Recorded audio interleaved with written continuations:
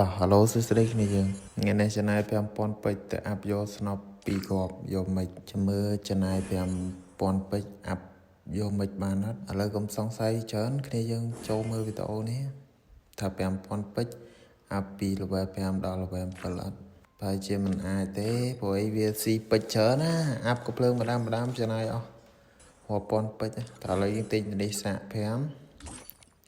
ឡូវយើងចូលទៅទិញវា99ប្រអប់ហ្មងទៅបញ្ចុះតម្លៃបញ្ចុះតម្លៃច្រើនណាស់ឥឡូវយើងទិញហើយយើងទៅបើកក្នុងនេះមកគីឡូបើកម្ដងតិចគីឡូវាសំណាងជាងបើកម្ដងទាំងអស់ចាគ្នាយើង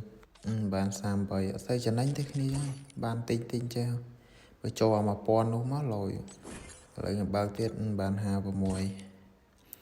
ឡូវខ្ញុំបើកវា20ដងមើលបានប៉ុន្មាន7171គ្រាន់បានដែរឥឡូវខ្ញុំបើកវា20ដងទៀត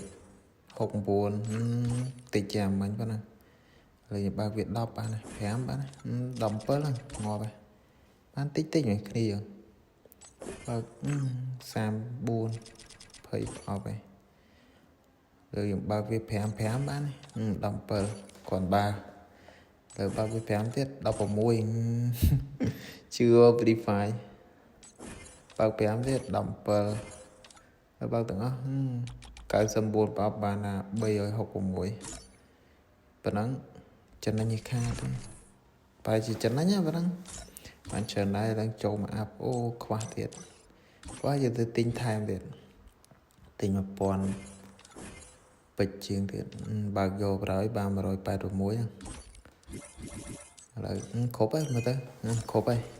យើងចូលទៅអាប់ក៏ភ្លើងយើងតើចូលទៅអាប់ទៅបាន level 6គ្នាយើងហើយតប្រហែលពេជ្រទៀត3000ពេជ្រទៀតបាន level 7ងអូខេគ្នាយើងវីដេអូមានប៉ុណ្ណឹងកុំភ្លេចជួយ like ជួយ share ម្នាក់មួយផងហើយអ្នកដែលទទួលបាន top fan រាល់ខែខ្ញុំចែក VIP គ្រប់គ្នាអូខេបាយបាយ